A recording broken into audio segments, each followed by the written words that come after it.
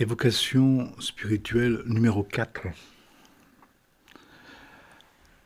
Dieu est déjà présent à côté de nous, avec nous, à chaque instant. Commençons par allumer une lumière, que la lumière soit et la lumière fût.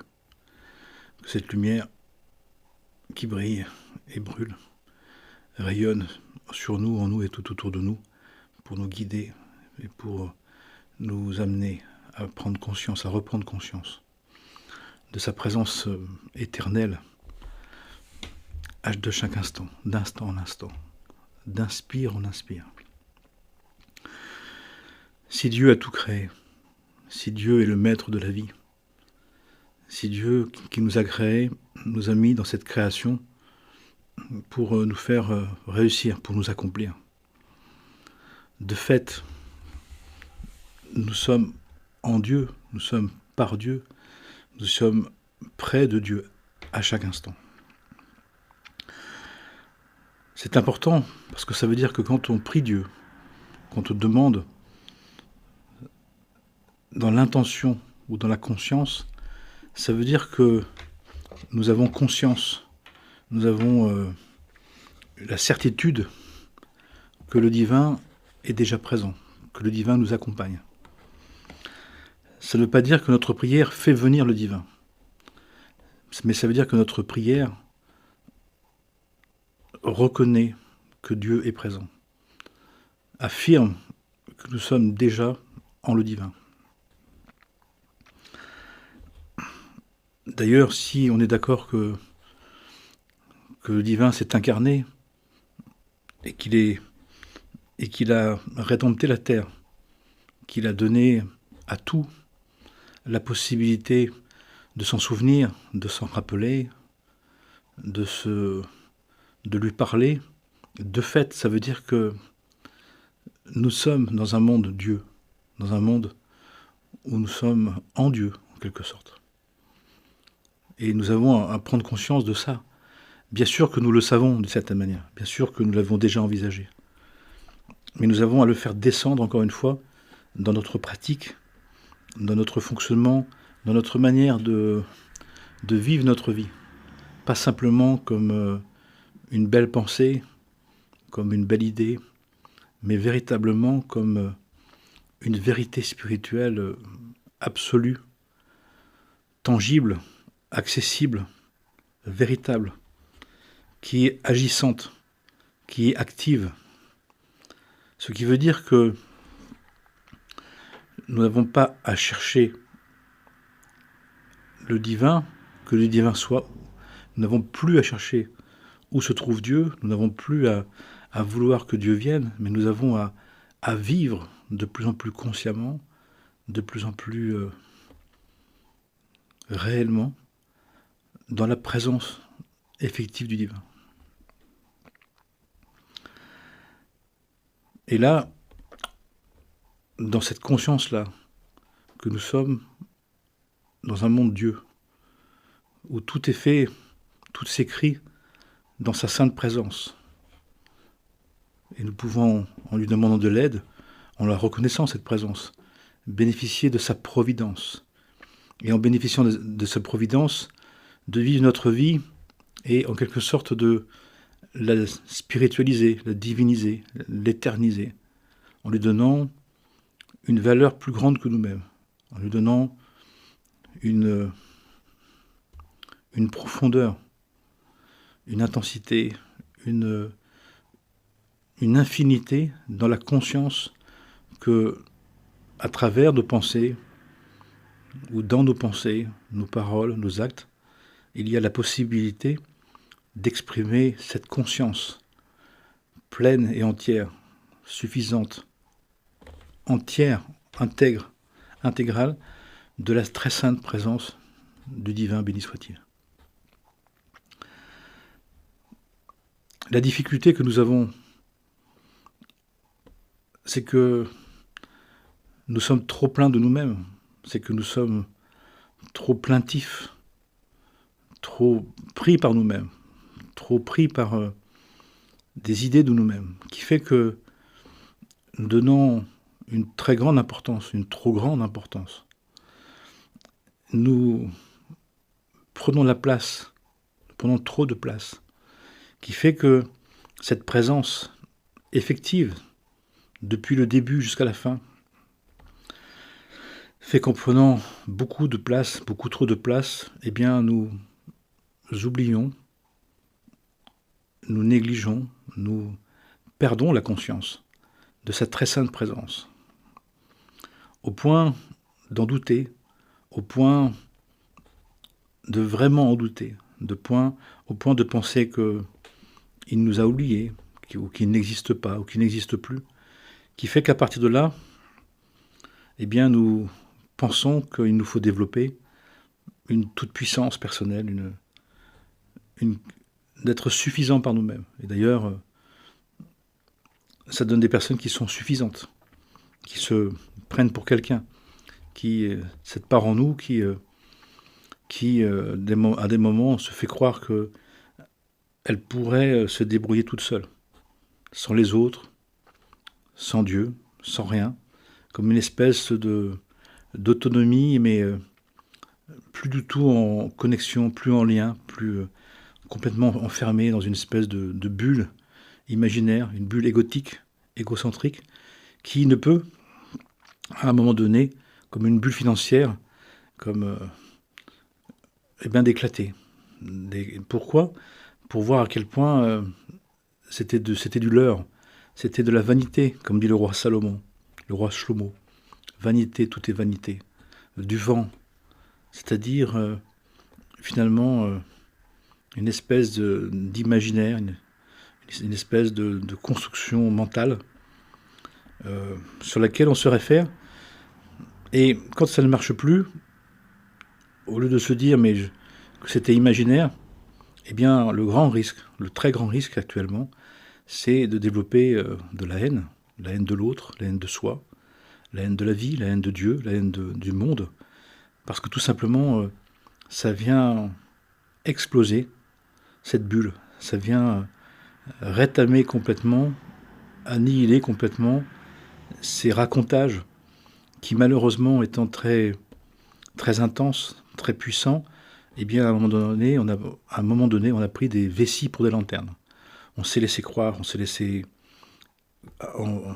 penser, on a voulu se faire croire à ce qu'on pensait. Bien évidemment, le divin qui est présent dans le réel, qui est derrière ce réel, derrière le monde, et même s'il nous laisse faire pendant un certain temps, au moment où inévitablement, ça tombera, au moment où nos racontages, nos arrangements ne tiendront plus, puisqu'ils ne sont pas sous-tendus par la vérité, ils ne sont pas sous-tendus par sa présence, ou sous-tendus à minima par ses présences, puisque rien ne peut exister sans sa présence, mais à minima, eh bien, à un moment donné, il va y avoir un bouleversement, il va y avoir un effondrement, une catastrophe, une crise, de mélancolie, de tristesse, de haine, de dévalorisation, de culpabilité, de haine. Quelque chose qui va qui va exploser, imploser, exploser. C'est normal. Une fois qu'on a fait ça plusieurs dizaines de fois, à un moment donné, l'épuisement, la désillusion, la fatigue, l'amertume, la mélancolie, la tristesse va commencer à nous résonner. On va commencer à vouloir que ce que l'on dit, ce que l'on vit, ce que l'on est, résonne autrement. Ne soit pas quelque chose qui n'a pas de substance. On va vouloir quelque chose qui soit tangible, qui soit fondé, qui tienne dans le temps, qui tienne l'existence, l'exister, qui tienne dans l'être de l'être.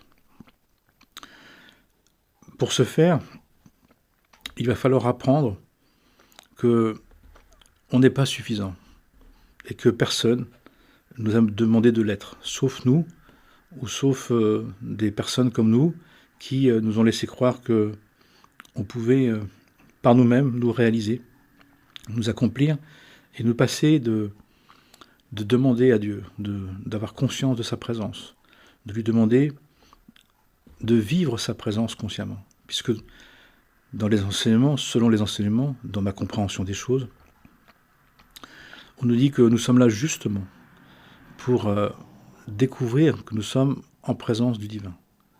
Découvrir que nous avons été créés par le divin, que nous sommes en présence du divin, et que nous avons à développer notre personnalité, l'être divin unique que nous sommes, justement par lui, en lui, avec lui, auprès de lui, dans la conscience de sa présence, dans la conscience que nous avons à lui demander de vivre ce que l'on est, ce que l'on vit, ce que l'on veut, dans la conscience de sa présence. Ça peut paraître rien pour quelqu'un qui ne le vit pas ou qui ne le vit pas suffisamment, mais ça change tout, à vrai dire. De vivre une situation seule, ou avec ses forces personnelles, ou les forces de l'ego, les forces du monde, et de les vivre dans la conscience de la présence, dans le désir de sa providence, dans le souhait de son agir, de son action, de sa force, fait que on ne veut pas vivre, on ne veut pas penser pareil, on ne veut pas dire les mêmes choses, on ne veut pas agir de la même manière. Parce qu'il y a un témoin, il y a un veilleur, il y a un créateur, il y a un agisseur, il y a un maître, il y a un seigneur, il y a le seigneur de la vie, le maître du monde, le roi de l'existence, le roi du vivant, le roi du monde, le maître du monde, qui justement va nous aider à vivre ce qui se passe avec une autre dimension, avec une autre version, avec une autre vision des choses. Et c'est là où nous avons notre libre arbitre. Et c'est là où nous avons du libre arbitre. C'est la possibilité, ou peu, ou pas, d'inclure le divin dans notre vie, de faire alliance. Bien sûr, à un degré général, de base, tout est porté par sa présence. Mais on peut ne pas la reconnaître. On peut ne pas la reconnaître. On peut ne pas le vouloir. On peut la mettre de côté. Mais pour autant, si nous sommes en vie, c'est grâce à Dieu. Mais on peut ne pas vouloir en tenir compte et le reconnaître.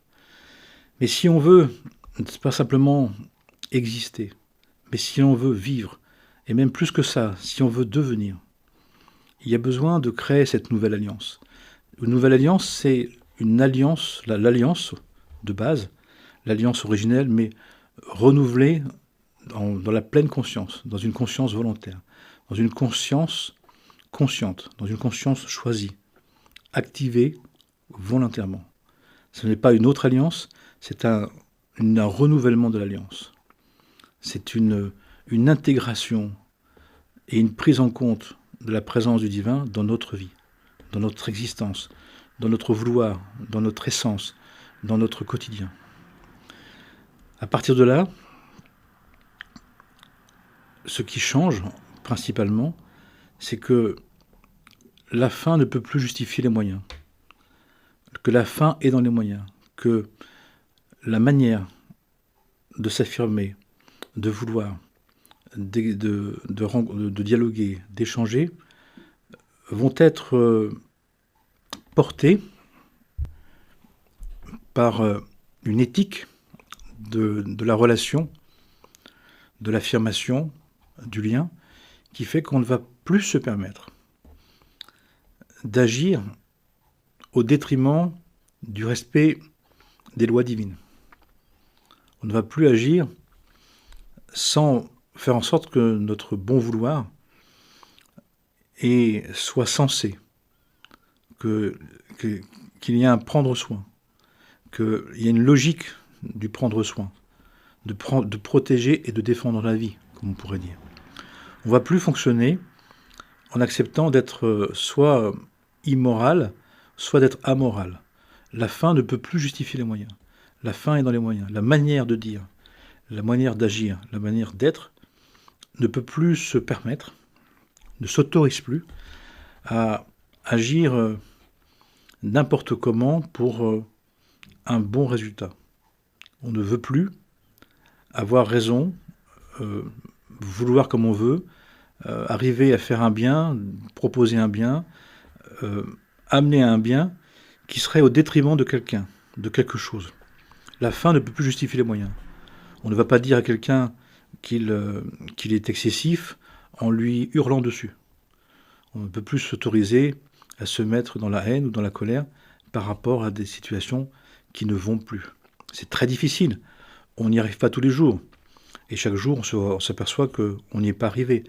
Mais pour autant, même si on n'y arrive pas, surtout si on n'y arrive pas, il y a l'étalonnage, il est là. Dire, je ne peux plus me permettre, je ne veux plus me permettre d'agir de n'importe quelle manière. Pour quelle raison? Parce que le divin, il nous l'a dit. Les maîtres nous le montrent. Les grands réveillés, les grands éveillés, les grands mystiques, les grands réalisés ne se permettaient pas d'une manière excessive, une manière agressive, une manière violente, une manière jugeante, une manière condamnante, pour aider quelqu'un à comprendre la vérité, pour aider quelqu'un à se perfectionner. C'est interdit. C'est mal. De la même manière, il y aura un respect des 10 commandements, des 10 paroles de vie, qu'on appelle les 10 commandements, où découlent toutes les lois et les principes des attitudes, des fonctionnements. Ce qui veut dire aussi, à vrai dire, que la première chose que chaque situation, chaque relation va nous amener à travailler, alors que cette situation, on voit bien qu'il y a des choses qui ne vont pas dans les comportements, dans les attitudes, dans les fonctionnements, c'est d'abord notre manière d'agir, notre manière de nous affirmer. On va d'abord se défaire de notre participation au mal-dire, à la mauvaise pensée, à la médisance, à la calomnie, à l'attaque, à l'agressivité, à des vices, C'est-à-dire que la première chose qu'on va faire, ce qui va nous intéresser, c'est pas d'avoir raison au prix, au détriment de l'autre. C'est pas d'injoncter l'autre, c'est pas d'obliger l'autre, c'est pas d'en vouloir à l'autre, c'est pas d'agresser l'autre. C'est pas de hurler sur quelqu'un pour lui dire que c'est pas bien ce qu'il a fait. On va se retenir. On va apprendre à se retenir. On va apprendre à s'occuper d'abord de sa manière de se tenir. C'est sa manière d'être, sa manière d'agir, sa manière de réagir. On ne va pas s'autoriser, on ne va plus s'autoriser à mal dire, à être agressif, à être violent, alors qu'on a quelque chose à dire d'important, qui est vrai, qu'on a demandé quelque chose à l'autre, d'un changement, de quelque chose qui ne va pas dans une situation qu'on veut énoncer, qu'on veut dénoncer. Oui, mais avant de le faire, et pendant qu'on le fera, mais d'abord avant pour le faire pendant et après, on va d'abord voir ce qui en nous est encore dans le domaine de l'ego, dans le domaine de l'attaque, de la violence, de la haine, de l'agressivité. On va d'abord mettre de la lumière, comme maintenant, faire la lumière et mettre en lumière ce qui en nous, pour le bien, est capable de mal agir. On va s'interdire pour le bien de mal agir. On va s'interdire pour le bien d'attaquer l'autre, pour le bien d'en vouloir à l'autre, pour le bien de haïr l'autre, de culpabiliser l'autre. Pourquoi ? Parce que si on fait ça, c'est qu'on a conscience qu'on est déjà en présence de Dieu. Si on n'est pas en présence du divin, c'est-à-dire que le divin, il sait très bien ce qui se passe pour chacun. Que le divin n'a pas besoin de nous pour savoir ce qui se passe.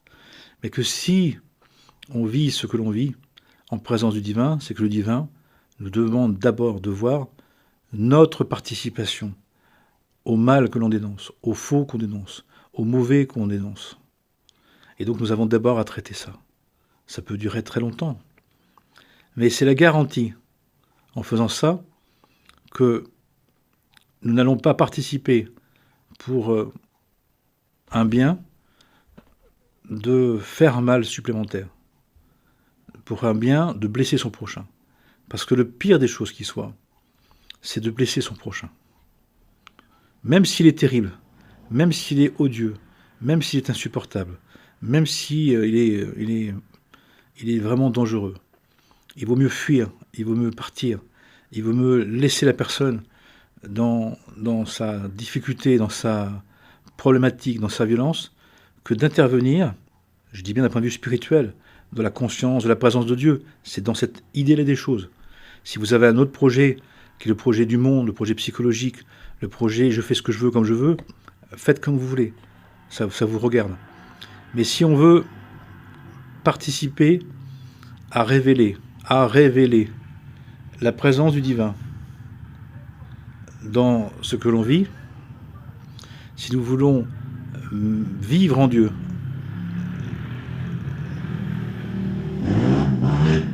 vivre par Dieu et vivre pour Dieu dans les événements, il nous faut mettre en premier le fait dans notre comportement, justement, d'affirmer sa présence réelle, actuelle, effective, qui agit.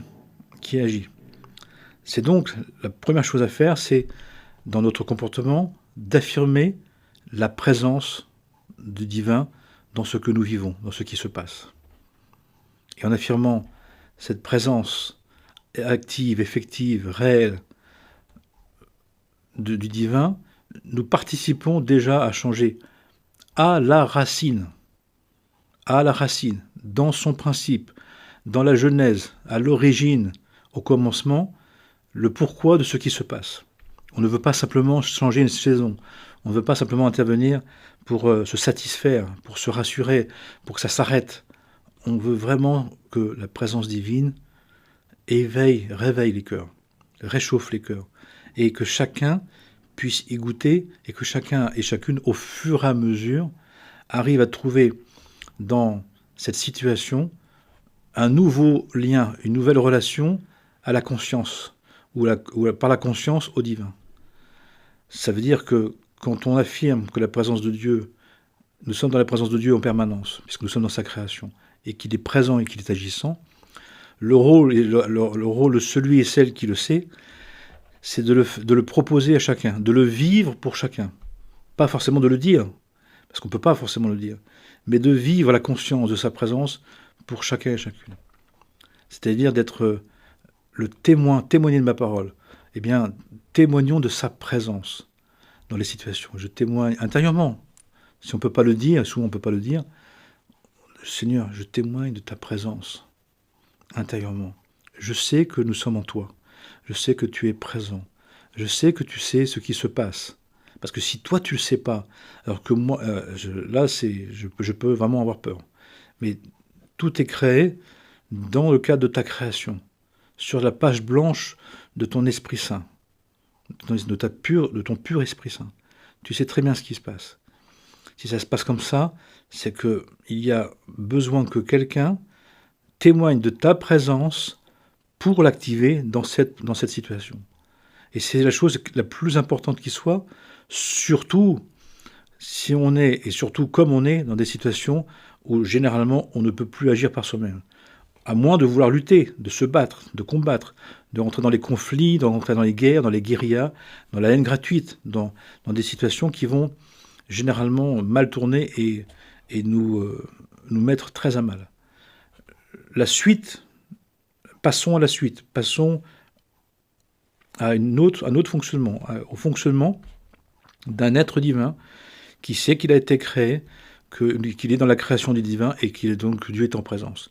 Eh bien, nous avons besoin de personnes, nous avons besoin d'être la personne, la personne qui affirme dans sa conscience, ne serait-ce que dans la discrétion, que nous sommes en présence de Dieu. Seigneur Dieu, je sais que nous sommes en toi, je sais que tu es présent, je sais que tu es agissant, je sais que tu peux tout, je sais que tu sais tout. Je sais que si la situation est comme cela, c'est que toi, tu sais les tenants et les aboutissants. Eh bien, mon premier travail de croyant, de celui et celle qui est sûr et certain de son existence, de sa présence, de son action, c'est de l'affirmer. Nous sommes en présence du divin. Et il nous faut être cette petite lumière de la conscience, cette veilleuse, qui est capable dans les situations, surtout si on ne peut plus rien faire, surtout si ça peut être dangereux, surtout si c'est violent, d'affirmer que le divin est présent. Pourquoi?